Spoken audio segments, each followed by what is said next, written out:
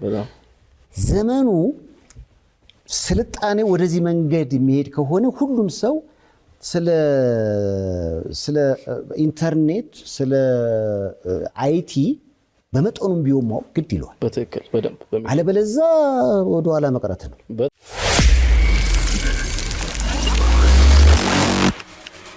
Can a robot write a symphony? Can a robot turn a canvas into a beautiful masterpiece? Can you? ፊልም ሜኪንግ እንግዲህ ከዚህ በኋላ ፊውቸር አይደለም፣ it's already here። በዛሬው ቪዲዮአችን እንዴት ኤአይ ፊልም ሜኪንግ ኢንዱስትሪው ላይ ተጽዕኖ እየፈጠረ እንዳለ ያሉትን አድቫንቴጆች እንዲሁም ደግሞ ለኢትዮጵያ የፊልም ኢንዱስትሪ ምን ማለት ነው የሚለውን አብረን እናያለን። አቤኔዘር ጌታቸው ነኝ። ይህ የእሁድ ኤአይ ቶክ ነው። አብራችሁኝ ቆዩ።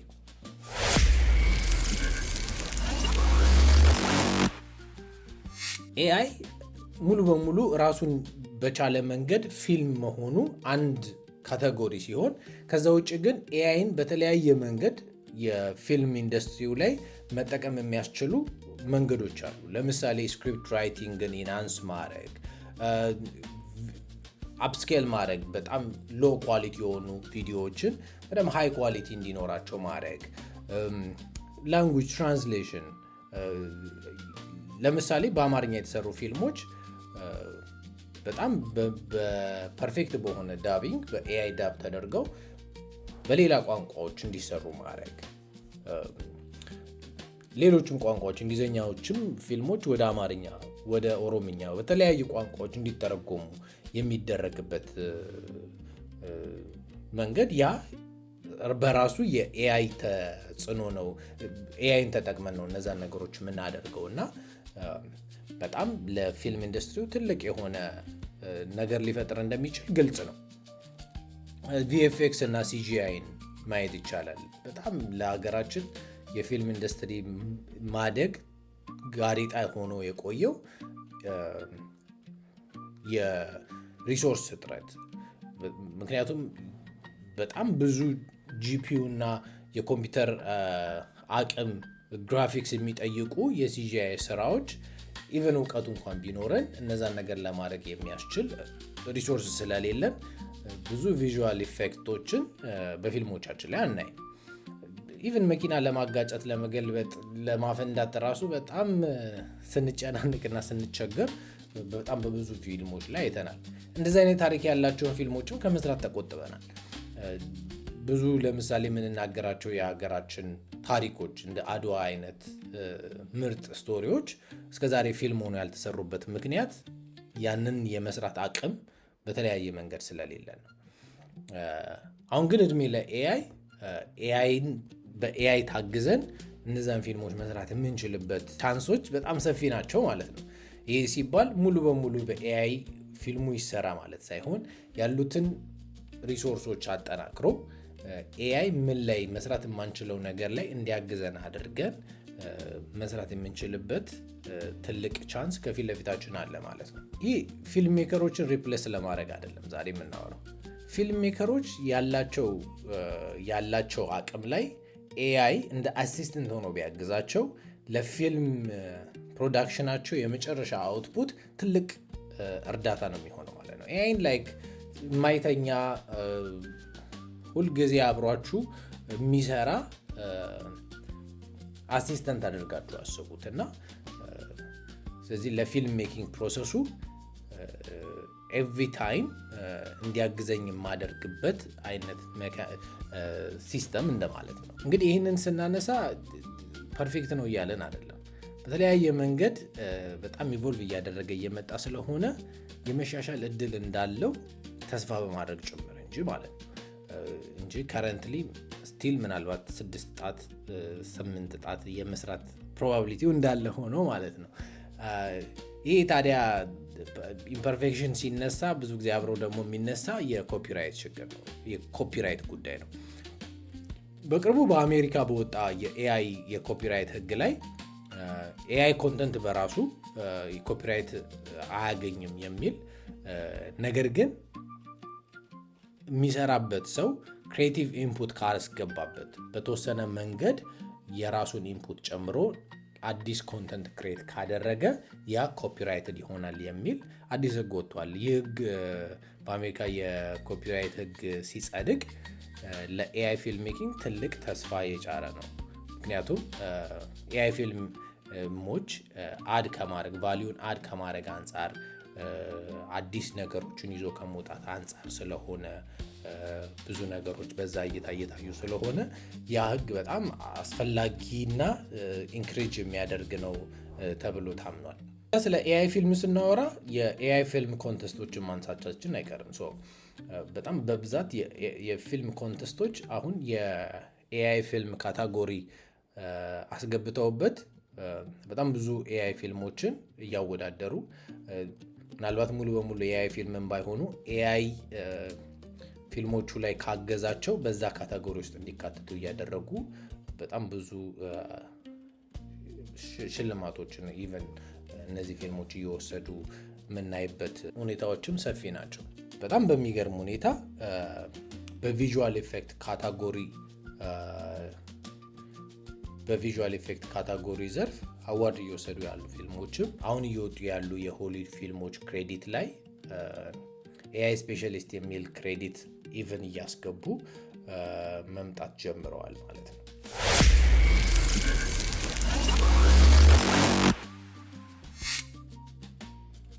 እስቲ አሁን ደግሞ ስለ ሪል ፊልሞች ኦልሬዲ ስለወጡ ፊልሞች ኤአይን እንዴት አድርገው እንደተጠቀሙባቸው አንድ ባንድ እኔ የመጀመሪያ የምናየው ፊልም ሂር ይሰኛል። ሂር በ2024 የወጣ ፊልም ሲሆን በዚህ ፊልም ላይ ፊልሙ የሚያክትተው በተለያየ ዘመን ላይ ከልጅነት እስከ እርጅና የሚሄድ የታሪክ ስፓን ስላለው ቶም ሃንክስ እዛ ላይ ዲኤጅ ተደርጎ የተሰራበት ያንንም ዲኤጅ ለማድረግ የተጠቀሙት ኤአይ እንደሆነ በግልጽ ዲስክሎዝ አድርገዋል። ሁለተኛው ፊልም ደግሞ ደብሩታሊስት ነው። ደብሩታሊስት ፊልም ላይ ኤአይን ሶስተኛው ኤሌተርናታ የሚለው የኔትፍሊክስ ፊልም የመጀመሪያ ጊዜ ኔትፍሊክስ በፊልሞቹ ላይ ኤአይ እንደተጠቀሙ ዲስክሎዝ ያደረጉበት ነው ማለት ነው። በዚህ ፊልም ውስጥ አንድ ሲን አለ፣ ቢልዲንግ ኮላፕስ የሚሆንበት ሲን። ያን ቢልዲንግ ኮላፕስ ሲሆን ከዚህ በፊት ሲጠቀሙበት ከነበረው የትራዲሽናል ቪኤፍኤክስ ወደ ኤአይ መጥተው በኤአይ ዲሞሊሽ እንዳደረጉት ተናግረዋል። ይህም ደግሞ 10 እጥፍ 10 ታይምስ ሌስ ኮስቲ እንደነበረ በዛም ምክንያት ወደዛ ሙቭ እንዳደረጉ በደንብ የገለጹበት ሁኔታ አለ ማለት ነው። ሌላው ደግሞ The Wizard of Oz የተሰኘው ፊልም ሲሆን The Wizard of Oz ሁላችንም የምናውቀው ክላሲክ ፊልም ነው። ይህ ፊልም 2025 ላይ ላስ ቬጋስ በሚገኘው ኢመርሲቭ የሆነው በጣም በትልቅ የተሰራው ስክሪን ላይ ለእይታ ቀርቧል እና ለእይታ በሚቀርብበት ሰዓት ላይ ጀስት ፊልሙ መጥቶ አይደለም እዛ ስክሪን ላይ የተቀረበው፣ በኤአይ በጣም በሚገርም አይነት መንገድ ኢናንስ ተደርጓል። ኢናንስ ሲደረግ የመጀመሪያው ኳሊቲ ነው። ኳሊቲው በጣም ትልቅ ስክሪን ስለነበረ ወደ 16K ሪዞሉሽን እንዲያደግ የተደረገው በኤአይ ነው። ሁለተኛ ፊልሙ የሚቀርበው በዶም ሼፕ የሆነ ይሄ 3D ቪዥዋላይዝ እንዲደረግ ተደርጎ የተሰራ የዶም ሼፕ ስለሆነ ስክሪኑ ጀስት የነበረው የ16:9 አስፔክት ሬሾ ዶሙን ፊል ሊያደርግ አይችልም። በደንብም ኤክስፒሪየንስ ሊያደርጉት አይችሉም ፊልሙ ላይ ያለውን ሲኖች። ምንድን ያደረጉት ጄኔሬቲቭ ኤአይ ቱሎችን ተጠቅመው ይሄ ጄኔሬቲቭ ኤክስፓንድ የሚባለውን ፎቶሾፕ ላይ በተለያየ ቱሎች ላይ የሚገኙ የጄኔሬቲቭ ኤክስፓንድ ቱሎችን በመጠቀም ፉቴጁን ኤክስፓንድ ለማድረግ እንደተጠቀሙ ተናግረዋል። ከዛ ስኬል አድርገውታል። በተለያየ መንገድ ኤአይ እንደረዳቸውና በጣም የሚገርም ሾው እንዳዘጋጁ የገለጹበት ሁኔታ ነው ያለው ማለት ነው።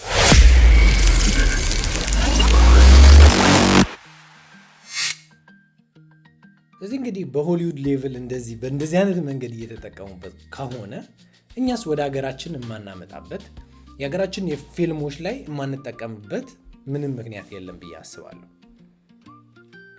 ታዲያ ለሀገራችን የፊልም ኢንዱስትሪ ምን ይዞልን መጥቷል? ምን ማለት ነው? እንዴት አድርገንስ ነው መጠቀም ያለብን የሚለውን ነገር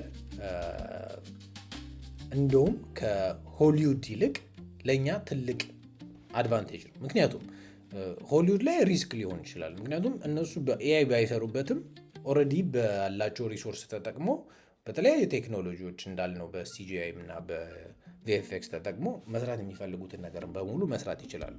እኛ ሀገር ሲመጣ በጣም የሪሶርስ ችግር አለ። እነዚህን አይነት ሌቭል ላይ ለመድረስ የሚያስችል የቪኤፍኤክስ እና የሲጂአይ አቅም ስለሌለን፣ የኮምፒውተር አቅም፣ የስኬል፣ ሂውማን ፓወር፣ ካሜራ ኤቭሪቲንግ በጣም ቻሌንጂንግ ነው እዚህ ሀገር እነሱን በሆሊውድ ሌቨል የሚሰሩ ስራዎችን ለመስራት ማለት ነው። ስለዚህ እነሱን ቻሌንጆች ፊክስን የሚያደርግልን በቺፕ ዋጋ የተሰጠን ቱል እጃችን ላይ አለ ማለት ነው። ስለዚህ እነዚህን መጠቀም ጀምረን እነሱ ከደረሱበት ቴክኖሎጂ እኩል መሆን የምንችልበትን እድል ይዞልን መጥቷል ብዬ አስባለሁ። እስካሁን በኢትዮጵያ ፊልም ኢንዱስትሪ ውስጥ ይሄ ነው የሚባል የኤአይ ኢንፑት በትክክል እኔ ሪሰርች አድርጌም ስላላገኘው በሚቀጥሉት ዓመታት ግን በደንብ ኤአይን ፊልሞቻቸው ላይ አብዛኛው የፊልም ኢንዱስትሪያችን እየተሰራ ያለው በአማርኛ ነው። ሌላው በኦሮምኛ፣ በትግረኛ፣ በጉራግኛ፣ በሲዳምኛ በተለያዩ ቋንቋዎች እነዚህ ፊልሞች ሌሎች ሰዎች ጋር እንዲደርሱ የሚደረግበት በቀላሉ የትራንስሌሽን መንገድ ኤአይን ተጠቅመን ትራንስሌት ማድረግ የምንችልባቸው ፕሮባቢሊቲዎች በጣም እየሰፉ እየመጡ ስለሆነ በተለያየ መንገድ የሀገራችን የፊልም ኢንዱስትሪ ላይ ትልቅ ተጽዕኖ ይፈጥራል ብዬ አስባለሁ። ሌላው በጣም ትላልቅ የሆኑ ታሪኮች እጃችን ላይ በፊልም መንገድ መስራት የሚጠበቅብን ነገር ግን ከሪሶርስ እጥረት አንጻር ያልሰራናቸው በጣም ምርጥ ሀሳቦችና ታሪኮች አሉን። እነዚህን ሀሳቦችና ታሪኮች ወደ ፊልም ለመለወጥ ትልቅ እድል ይዞልን መጥቷል ብዬ አስባለሁ። ሞር ኦፍ ሃይብሪድ በሆነ ወይ በትክክል ሰዎችን ተጠቅመው መስራት የማይችሏቸውን ነገሮች ብቻ በኤአይ ሪፕሌስ ማድረግ የሚቻልባቸው ሜካኒዝሞች ቢጠቀሙ ለሀገራችን የፊልም ኢንዱስትሪ ትልቅ እድገት የሚፈጥር ነገር ነው ብዬ አስባለሁ። ኤአይ ፊልም ሜኪንግ ለእኛ ሀገር እኩያ የሚያደርገን አይነት ቻንስ ነው ማለት ነው። ከሆሊውድ ጋር እኩል የሚያደርገን ቻንስ ነው። ስለዚህ እነሱ ኦልሬዲ ያላቸው ነገር ላይ የኛ የኤአይ ስኬል ሲጨመር እኩል ከሆሊውድ ጋር እኩል ሚዛን ላይ የሚያስቀምጠን ትልቅ ኦፖርቹኒቲ ነው ብዬ አስባለሁ እና ልንጠቀምበት ደግሞ ግዴታ ይገባል ብዬ አስባለሁ። እኛም በዚህ ዙሪያ በጣም ብዙ እየሰራናቸው ያሉ ስራዎች አሉ። ስፔሻሊ የሀገራችን የፊልም ኢንዱስትሪ የሚያሳድጉ ነገሮች ላይ በጥልቀት እየሰራን ነው። እነዚህን በሚቀጥሉ በሌሎች ኤፒሶዶች በደንብ በዲቴል እናያቸዋለን። ይሄ ሞመንት በጣም ትልቅ ቻንስ ይዞልን መጥቷል። ያንን ቻንስ ደግሞ ተጠቅመንበት በጣም ትልቅ ነገር ቢወልድ ማድረግ እንችላለን። አትፍሩት፣ ኤአይ ኤምብሬስ አድርጉት። የስራችሁ አንድ አካል አድርጉና እንደ አሲስተንት ተጠቀሙበት። አሲስት ያደርጋችሁ የተሻለ ስራ እንድታወጡ በደንብ ብሬንስቶርም አድርጉበት። በተለይ ደግሞ ፕሪ ፕሮዳክሽን ላይ ከዚህ በፊት ስራስና ወረቀት ይዛችሁ ከሆነ አሁን የኤአይ ቱሎች ጋር ሄዳችሁ አይዲያችሁን በደንብ ብሬንስቶርም አድርጉ። ኤአይ will not replace you፣ ነገር ግን በኤአይ የሚጠቀመው ሰው ሪፕሌስ ያደርጋችኋል የሚል አባባል አለና ይህ በጣም አሪፍ አባባል ነው። ትልቁ ችግር የሚሆነው ምንድን ነው? በጣም ጥሩ የሚባሉ የፊልም ሜከሮች ኤአይን ተጠቅመው ፊልም መስራት፣ ኤአይን እንደ ኢንፑት ፊልማቸው ላይ ማስገባት ካልጀመሩ ስለ ፊልም ምንም እውቀት የሌላቸው ሰዎች ኤአይን ተጠቅመው የፊልም ኢንዱስትሪውን ሊያበላሹት ይችላሉ የሚል ስጋት አለኝ። ሁሉም ሰው በሙያው ባለበት ነገር ላይ ኤአይን እንደ አዲሽናል ኢንፑት ቢጠቀም የተሻለ ስራ ማውጣት ይችላል ብዬ አስባለሁ። ስለዚህ ፊልም ሜከሮች ኤአይን አትፍሩት፣ አትሸሹት። በስራችሁ ውስጥ ኤምብሬስ አድርጉትና የተሻለ ስራ ለማውጣት ዛሬውኑ ከኤአይ ቱሎች ጋር ራሳችሁን ኢንትሮዲውስ አድርጉ የሚል መልእክት አለኝ። የሀገራችን ትላልቅ ፊልም ሜከሮች፣ አርቲስቶች፣ በተለያየ መንገድ የፊልም ኢንዱስትሪ ላይ ትልቅ ተጽዕኖ መፍጠር የምትችሉ ክሬቲቭስ እና ፊልም ሜከርስ ኤአይን ተጠቅማችሁ የሀገራችን የፊልም ኢንዱስትሪ በአንድ ደረጃ አትሊስት ከፍ ማድረግ እንደምትችሉ ተስፋ አለኝ። በሚቀጥለው ፕሮግራም በተለየ ፕሮግራም እስከምንገናኝ ድረስ መልካም ሳምንት። ቻው።